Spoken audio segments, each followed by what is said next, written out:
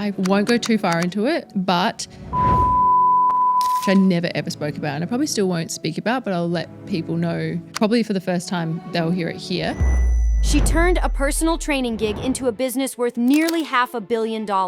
From a small gym in Adelaide to Time magazine, Kayla Itsines is not just a trainer. She is one of the most successful entrepreneurs of her generation.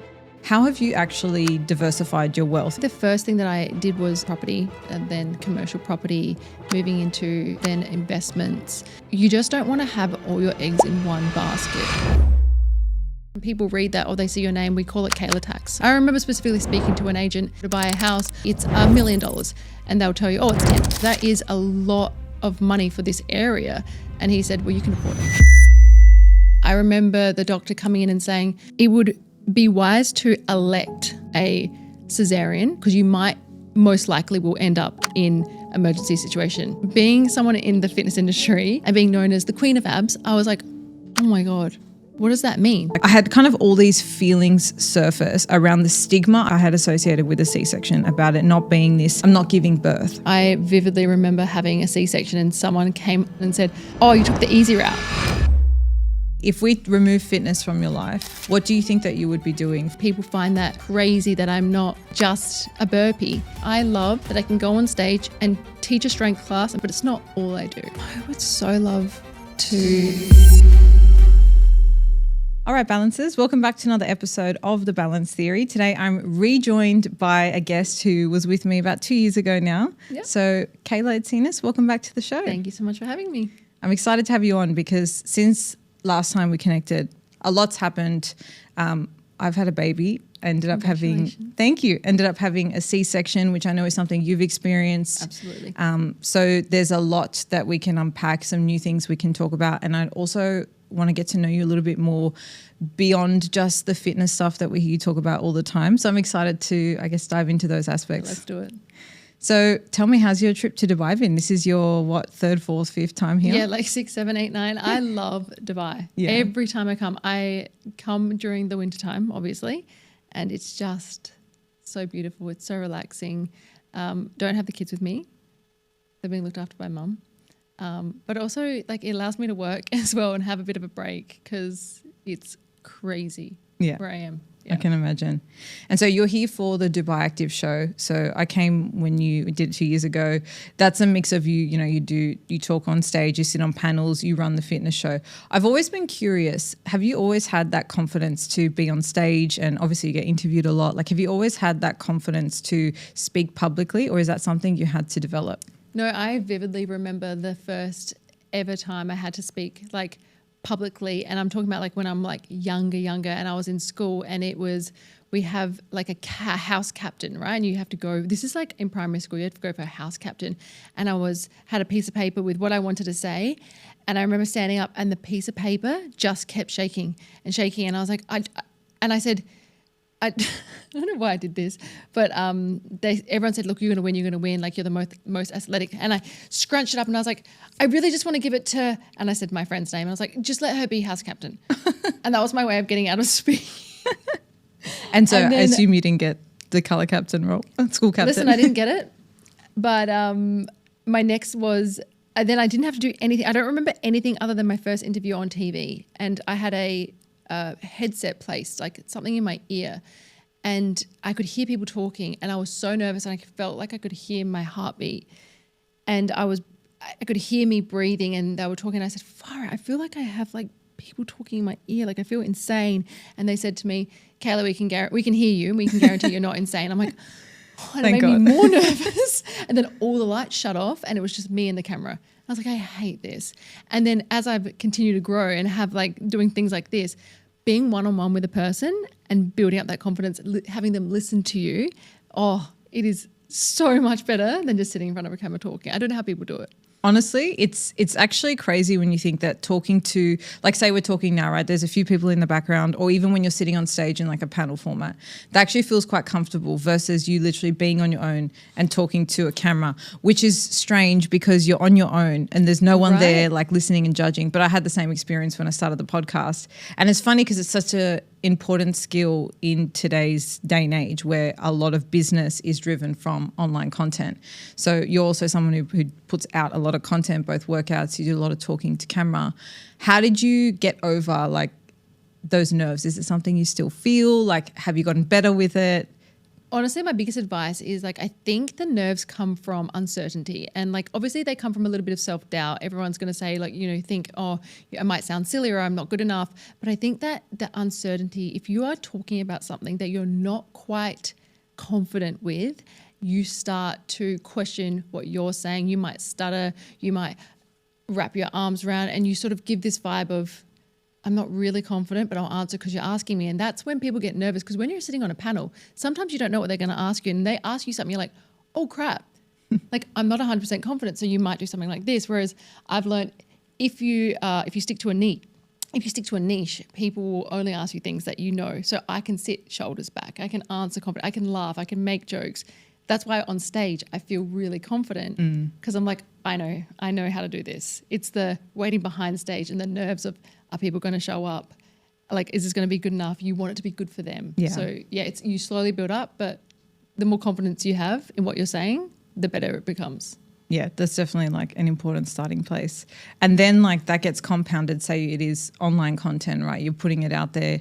Then if people start attacking what you're saying, that's like a whole nother level, right? Like you could still be confident in what you're putting out there, but then you've built up so much courage to share content, which I don't think a lot of people appreciate how hard that is to do. But there's so many people in the bandwagon of just like, you know, coming in and writing nasty things or just being the Debbie Downer in the corner. How do you, assuming you deal with comments like that on a regular basis, how do you kind of navigate that in contrast with like your confidence of putting things out constantly?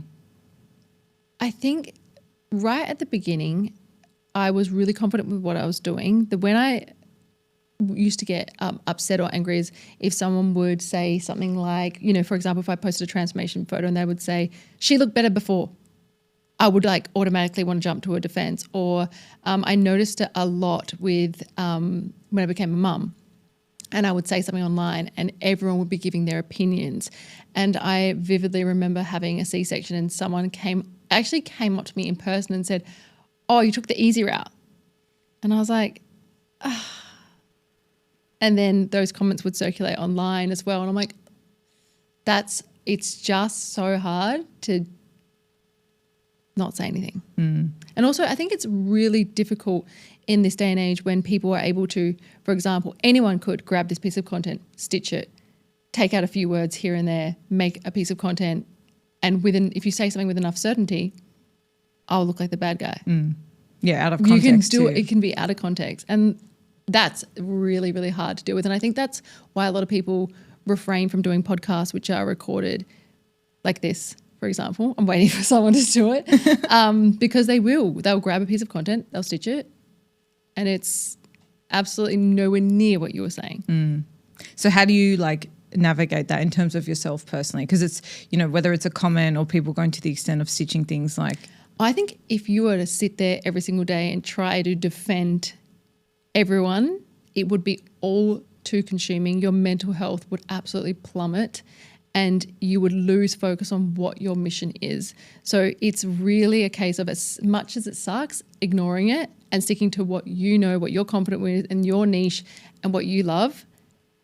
It's almost like when I talk about food, I'm like, add good stuff in, don't try and remove stuff. Like don't try and take out your battery life trying to defend things that you didn't actually even say.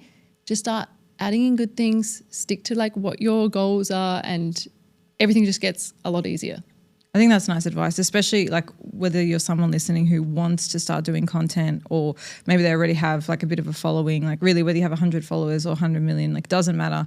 Sticking to your mission and just doing what you do will connect with the people that it's meant. You know, what I learned early on, because I used to get like personally attacked, because obviously like a podcast, you can watch many podcasts, but the reason you stick to a particular podcast is you might have an affinity for a particular host or the style or anything. So I used to take things really personally, but at the end of the day, you can't make content for everyone. Not everyone's your customer, not everyone is your audience, not everyone is your target market. It's like you're going to connect with, it's going to land with the people that align with you, and there's not going to be everyone. So you just have to accept that, I feel. And I think that's really hard.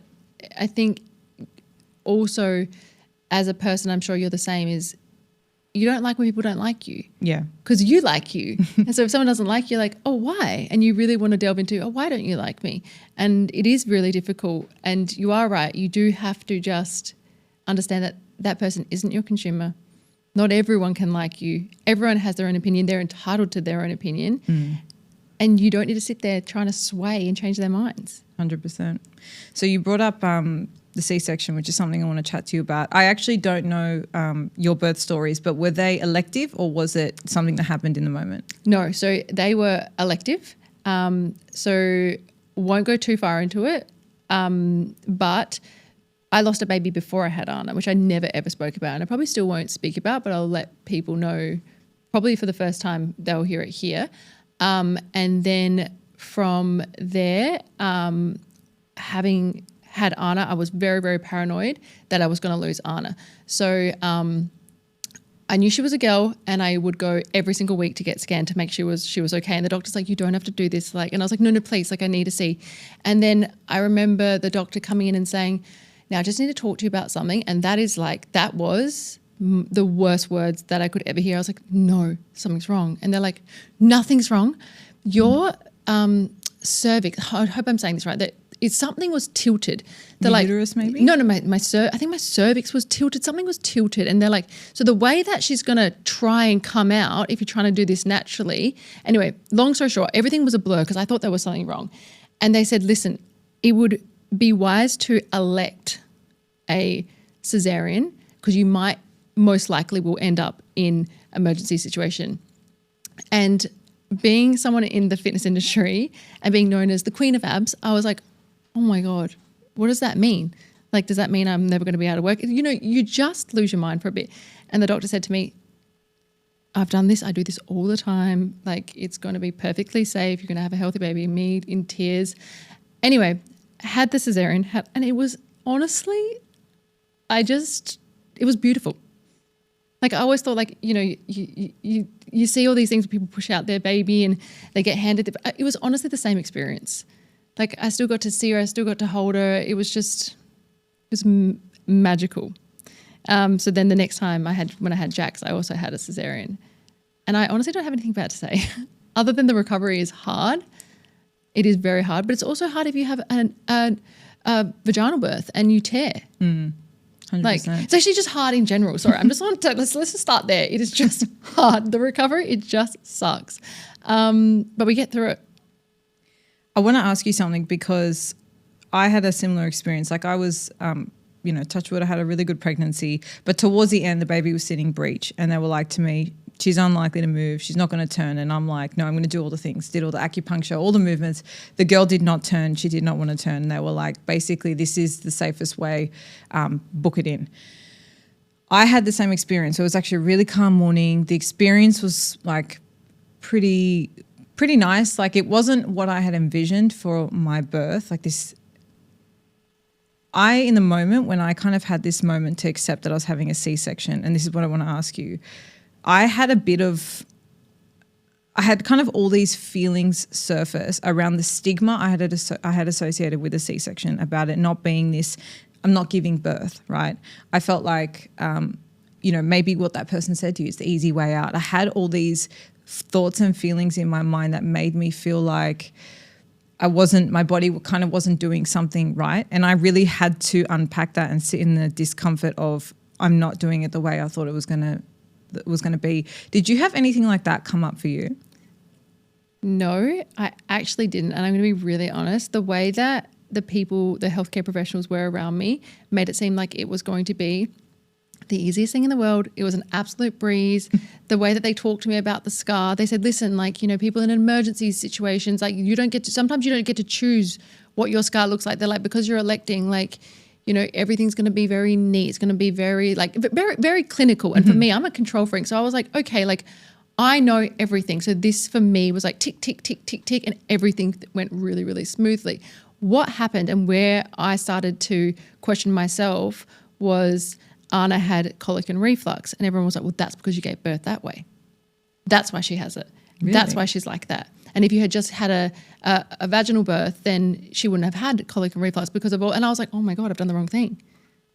Like, then I remember them saying, oh, she might be having a reaction to your milk. And I was like, oh my God, something that I'm doing.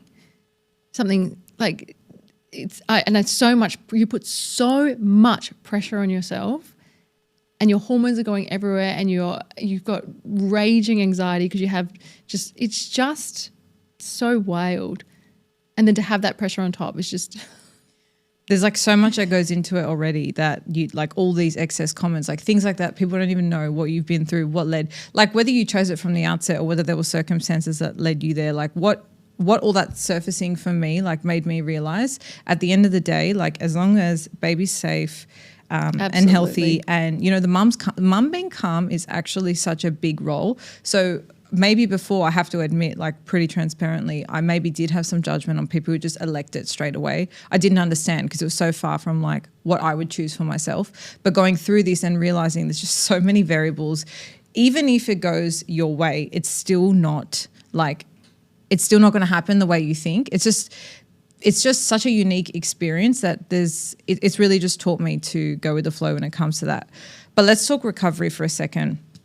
Getting up off the bed first time, like, was very hard for me personally. How did you feel in that moment when you've kind of gone through it? It's been like a calmish experience. It's gone the way you thought. You had your like tick, tick. It's all gone to plan. Getting up off the bed first time. The first time I got up off the bed, I cannot explain any other feeling, and I don't want to put anyone off because you just have to do it and you have to go through it. I felt like every organ in my body was about to fall out of me at once, and it was just this extreme shooting pain. And what they told me was, they said, back in the day, perhaps when your mum gave birth to you, she might have stayed in bed for a few days just to like recover. We really encourage you to get up and walk and move. This is what we do now. Yeah. Right. So I was like, all right, like I'm going to be able to do this. Obviously I had so much help, but just initially standing up, I internally screamed.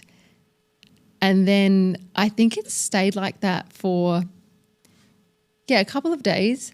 And then the worst moment I had where I had to get up by myself, Jay obviously helped me each time, is I just had got home and I was lying in bed and we had just renovated our house, and I don't know, for whatever reason, there was a spider in our room, and a spider bit me. Rapid movements.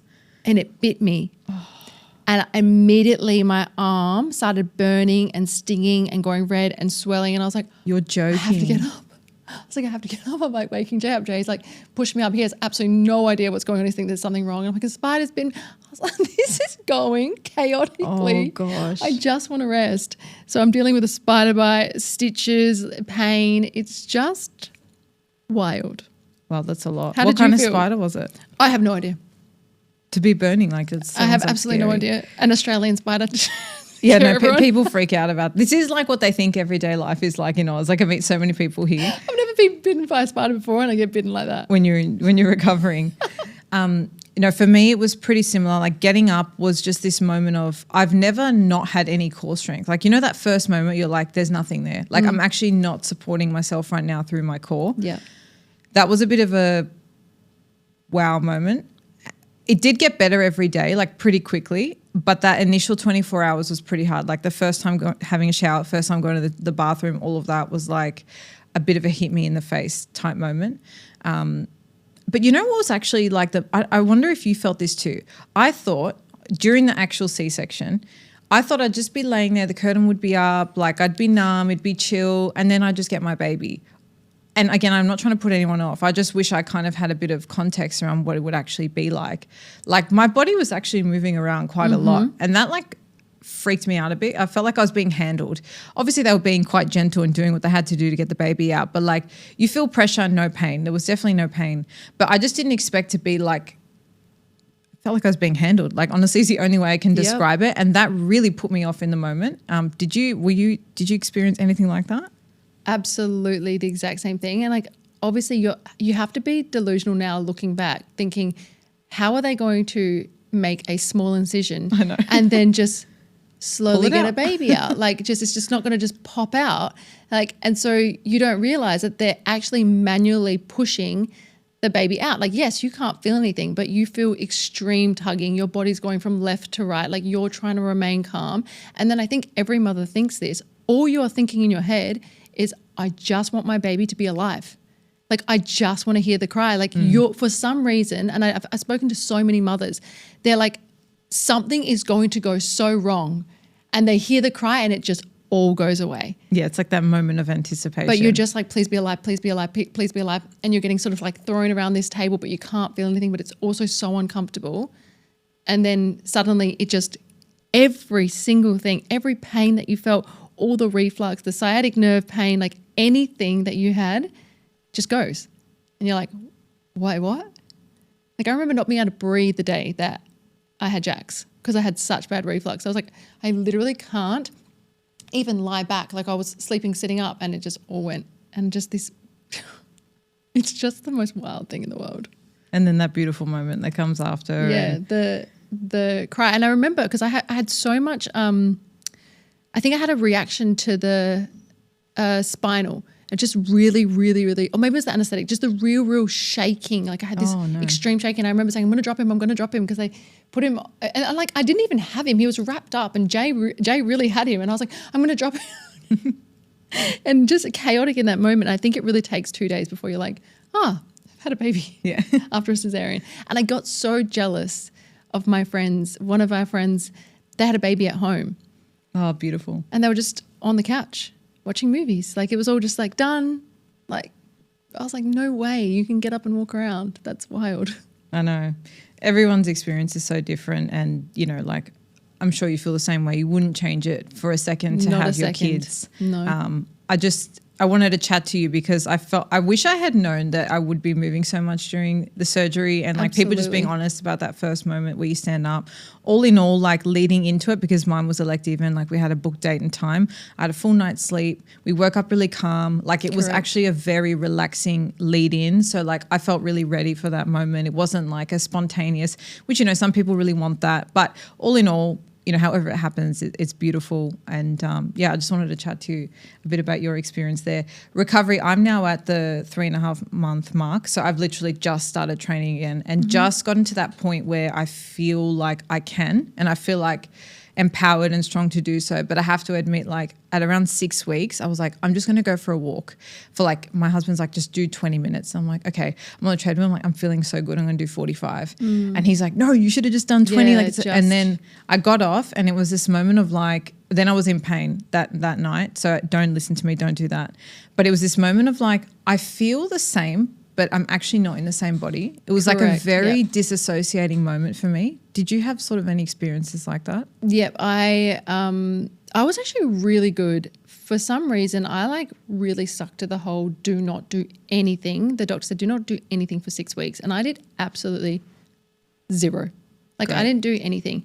The first experience on the treadmill, I walked in increments, but I remember my scar always on my right side burning.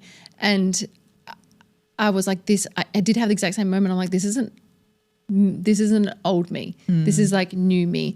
And so I just hate the language of, I don't know if you ever hear people saying like, oh, you know, you're not going to bounce back the same or bounce back or those words. I'm like, no, you're actually not the same person as you were before. You are building from scratch, a whole new you have different responsibilities, you have different priorities, you have a whole different body that has just birthed a child. Like that is so amazing.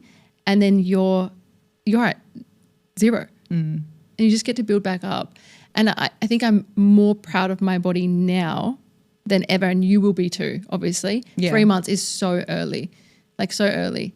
But like anything you do now, you'll be extra proud of yourself because you've prioritized your health and your wellness. Like if you even go to the gym once, you're like, I did it. Yeah. Do you know what I mean? Yeah. Productivity means something very different these days.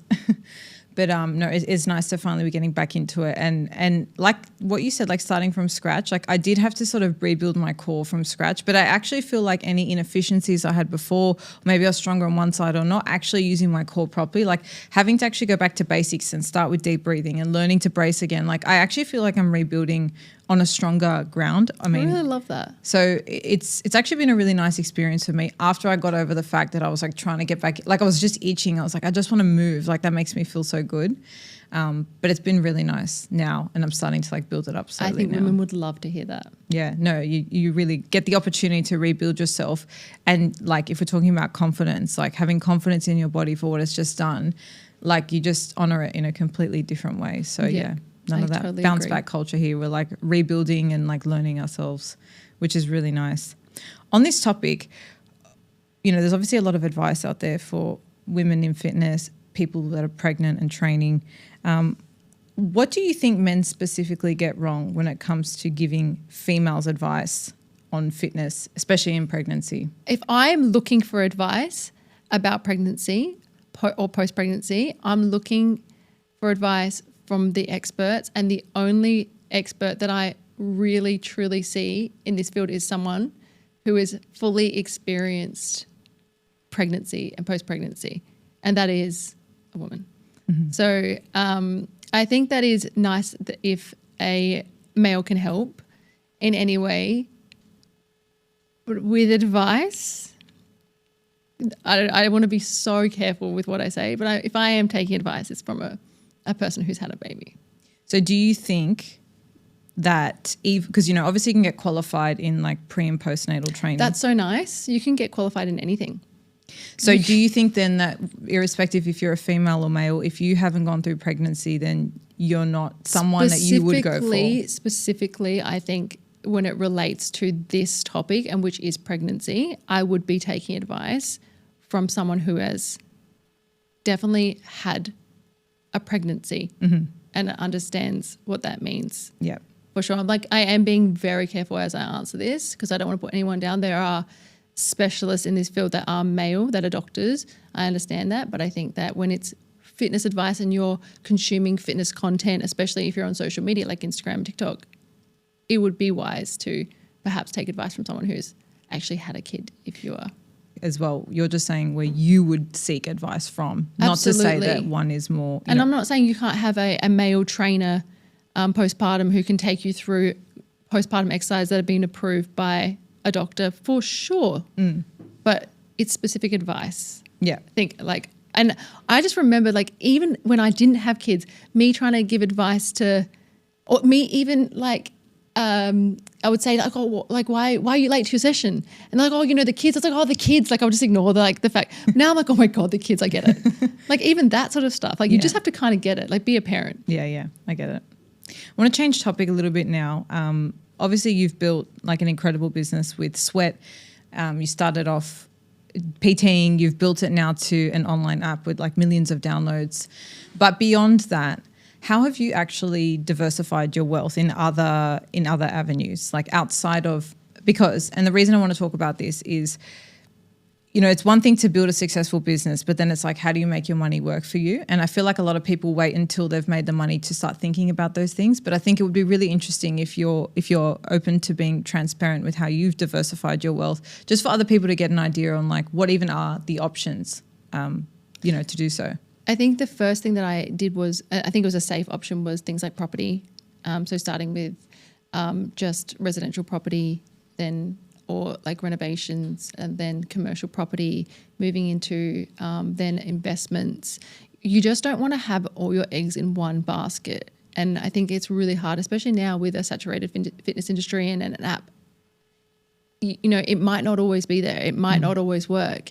And I think so when you're starting something, if there is an opportunity to be able to put your money somewhere else, and so many people are doing way cooler investments. They're doing Bitcoin and there's crypto and there's all this. I would love to, I feel like I'm almost so far past it. I can't even go back to, and I shouldn't say that. For me, it was property and commercial property that I think has been really, really awesome. But also I ended up getting an amazing wealth management team as well that can help me with really good investments as well. And it's really good to have people like that on your team, not just doing things willy-nilly. Yeah, I was just going to ask, like, do you have someone that personally, like, or manages like a portfolio for you? Because Yes, it's hard to know. Like, I mean, I work in the legal investment space, so I have clients that are in crypto, commodities, property development, all of that. So I've kind of learnt bits and pieces through doing that. But in terms of actually making investment decisions on how to diversify wealth, like that's something you want to allocate to a professional. I believe so. And I also think, like, I make a joke with my friends that obviously, like, we have articles online that talk about finances and things like that, selling the business. And I think that when people read that or they see your name, we call it Kayla Tax. So it's like when they see it, they're like, oh, everything becomes more expensive. So you go to buy a house, which, you know, let's just say it's $1 million, and they'll tell you, oh, it's 10 because it's you. I remember specifically speaking to an agent and saying, oh, you know, that is a lot of money for this area. And he said, well, you can afford it. And I was like, that's You're kidding. Rude. And I wonder if you'd say that to a male. You should have like an alias name or have a I do. That's why I have a wealth management team. That's yeah, fair. That like it's a private client they're like inquiring Correct. on behalf of. Yeah, that would be, I mean, obviously there's a lot of perks to having the kind of reputation you have, but I suppose that would be one thing that people might take advantage of, hey? Absolutely. I think it's also like not hard for me, but it's just interesting to see in 10 years, people still speak to me so much. And I like that you've changed sort of like the path and how you, and the questions that you ask, because they talk to me about fitness. What's your favorite exercises? You know, like if you could have one food for the rest of your life, what would you have? And I'm like, that's not me anymore. And I think people find that crazy that I'm not just fitness. Just a burpee, which is, I think, still what they see me as. And it's almost like when people say, when you see someone from high school, oh, you haven't changed. Or you've changed so much. And they're like, yeah, that was, you know, like 20 years ago. Like, that's really weird. And I think people do that with me as well. They're like, oh, you're Kayla, you do burpees. I'm like, no. You're the PDF girl. Yeah, you're the PDF. You do BPG. I know, and I love that. And I love that I recognize that. I truly, I said, even yesterday, I said, I love that I can go on stage and teach a strength class and people come up to me and they know me as Kayla, a women's trainer and a voice for women in the fitness industry. I love that so much, but it's not all I do. Yeah, of course. So humor me, if we remove fitness from your life, like that being something that you spend your time doing, what do you think that you would be doing for like work or business? I would so love to say not fitness, but I truly love it. I think like investing in cool things. I love supporting my friends. They have amazing brands. It's like being an investor in them, being an advisor in them. That would be something that I would do if I wasn't doing fitness. But I really love what I do. I really, really do. And I love my friends and I love their businesses. So that's what I would do. Yeah. Like investing, advising. Yeah, that's cool. I've kind of thought that too, like with what I've done with legal, because I moved out of working for a law firm. Now I'm consulting on a private basis. And even to that effect, like sitting on the board level where you have like a bit of equity, but you advise and then you also like can grow with the business. Like something like that would be cool because you've obviously acquired so much commercial acumen, like building not just the app, but like, you know, your community, your online following, etc. So that's definitely an avenue you could go down. You can even do it in tandem with the app. Yeah, I think like even being a advisor for just on behalf of women when it comes to fitness and going into things like gyms and hotels and advising and saying, you know, if I was working out here as a female, what would make me feel comfortable? And like just I love doing that sort of stuff. And I had a meeting today with actually someone that owns a hotel here and they just said, look, you're a female. What are the pros and cons of this hotel? And that's cool. I said it. And he was like, that is so valuable. Thank you so much. You know, like Dubai is one of these cities where it's really funny. When I moved here, people would ask me questions like, as a woman, can you drive? As a woman, can you work? I don't think they realize how kind of westernized Dubai is as a city in the Middle East. And I appreciate where the context of where that question comes from. But in saying that, because of, I guess, more religious, traditional ways of men and women kind of being more separate, in one of the gyms that I train at here, they actually have a women's only section for those women who prefer, you know, they might have a headscarf, they need to take it off to train, etc. They have female only gyms. So actually having those spaces that are just for females and then layering that on top with like what actually works in this space, what's the need? Like this city would actually be a perfect place to do that kind of consulting for because there is a market for that. So much so. But even like Australia, I go to I used to go to in Adelaide a really, really big gym, and it was known for as a bodybuilding gym, and it had a women's only section. And I remember putting on my story being like, it's a women's only section, and it looked identical to the other section. It was just women's only, and I loved going in there. I felt so comfortable. Like, we need more of this. I don't know why I feel more comfortable. I just do. I just love it. You know, I have this weird thing too. Like if I go into a gym and like say there's all the squat racks are taken or there's like one, I almost feel like, you know, when there's these big guys there, they're squatting heaps. I'm there with like my 60 kilo bar, whatever. That's a lot still, please. Or whatever it is. That is a lot. It wouldn't be that much now. But, you know, comparatively, I kind of feel like I shouldn't be taking up space here. Like I'll leave it for the big guys type thing. Like I have that still in my head. And I've been training for years and I'm confident in the gym.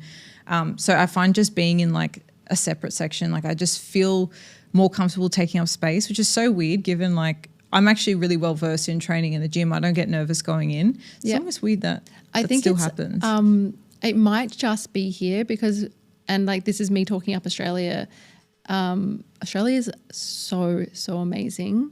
The women are taking up all the space in the gym. That's great. They are like, it is so boss to see that the guys are just sitting there waiting while the women have like taking over the whole strength section of the gym. And I love that. But I do think there is a space for that women's only section to make them feel comfortable. And it's not just for religious reasons. I think it's just comfortability. I would love a women's only gym. I remember one gym I went to, it was a beautiful gym and had a women's only section and it looked like a yoga room. And I was like, this isn't women's only. You've got no equipment in here. Yeah, like what do you think we're going to do in here? Yeah. This is a yoga studio. Yeah.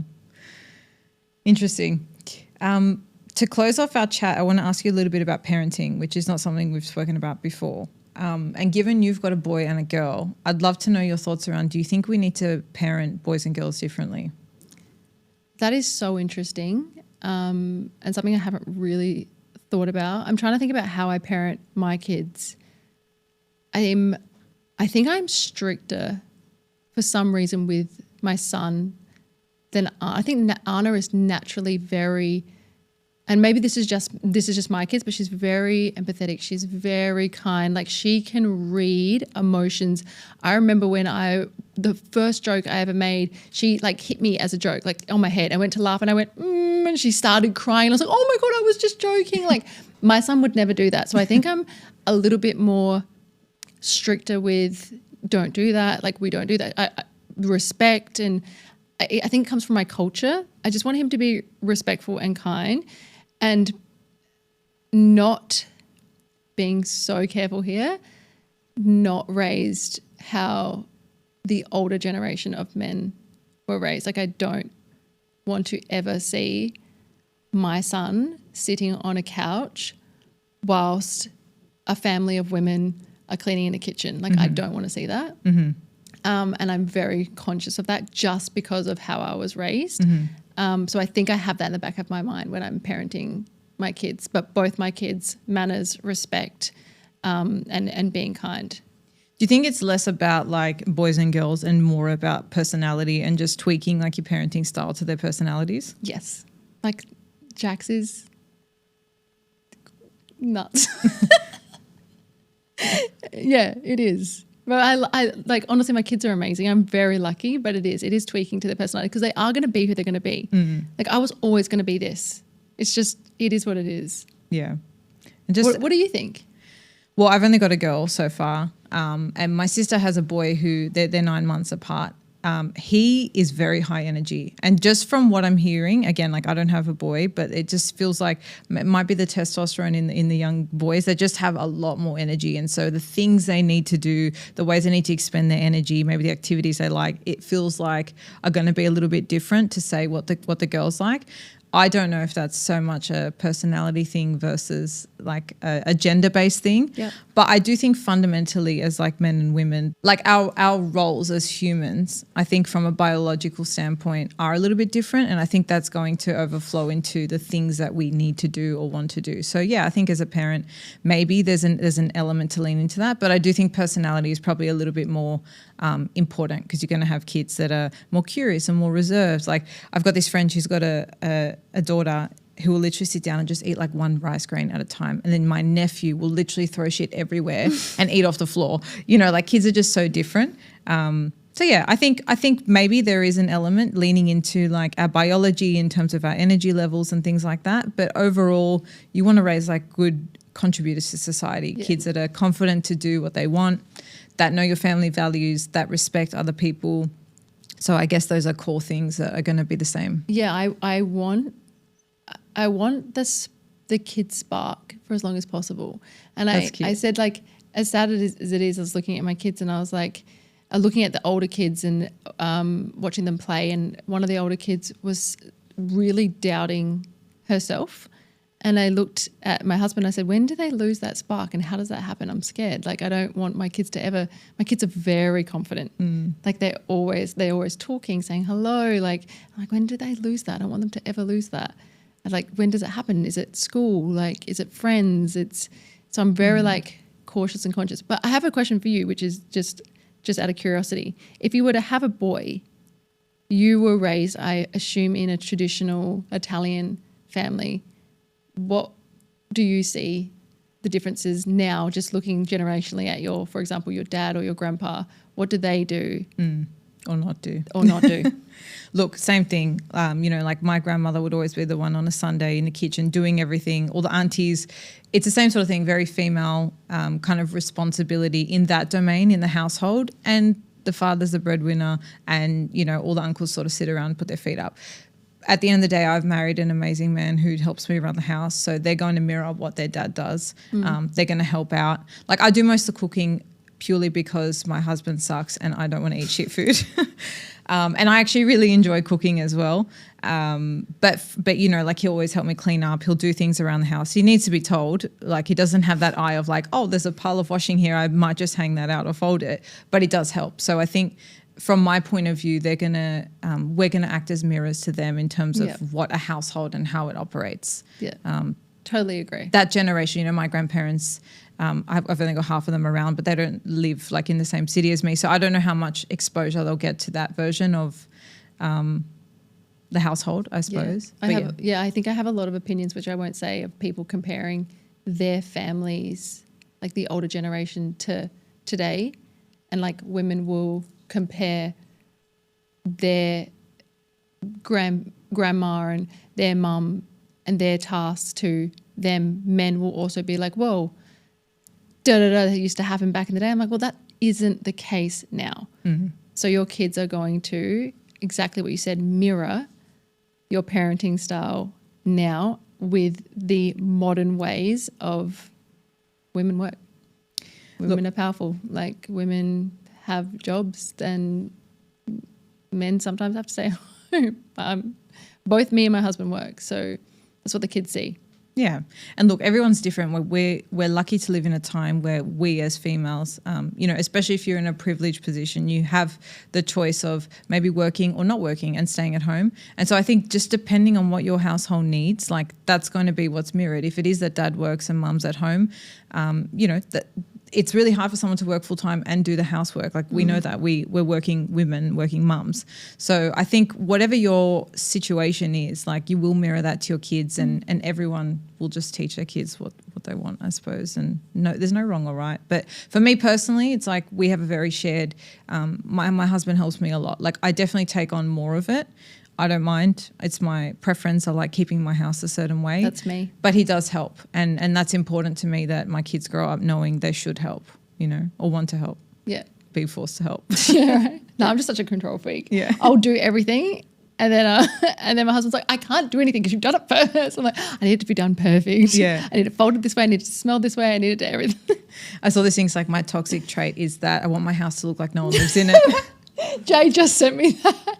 That's I want my house me. that no one lives in it. I was That's like, nobody me. touch anything. I saw a video of this family that I follow, and the dad is got a blower on the kids because they've got sand on them before they walk into the house. And he's like, take your shoes off. And he's blowing down the kids. I'm like, that's literally me. Yeah, I fully get that. All right, I got 2 rapid fires for you before we close off. What's one thing that everyone thinks is healthy that you think is actually not?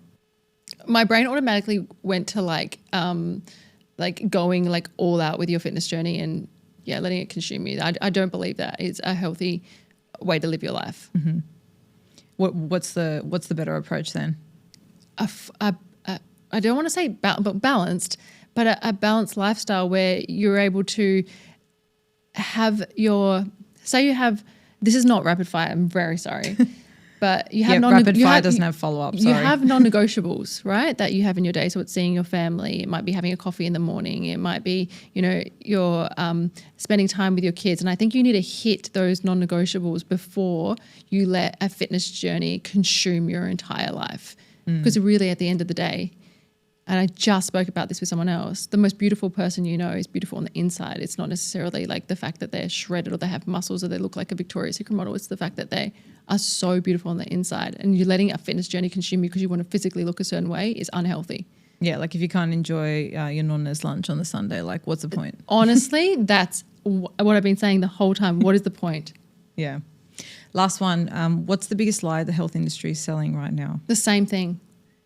The all out, I love the longevity stuff, but it's like doing all of it at once. You must do it because it helps you live longer and this and that. It's like, okay, but like also we're women, we work, we're busy, we have kids. Like we don't have time for a 2-hour gym session with an ice bath and a sauna and a red light therapy. Then we have to get a facial, our nails done, our hair done, our this and that, our toenails. And it's like, dude, I don't have enough time or money to do this. Stop. That's my rant. Fair enough.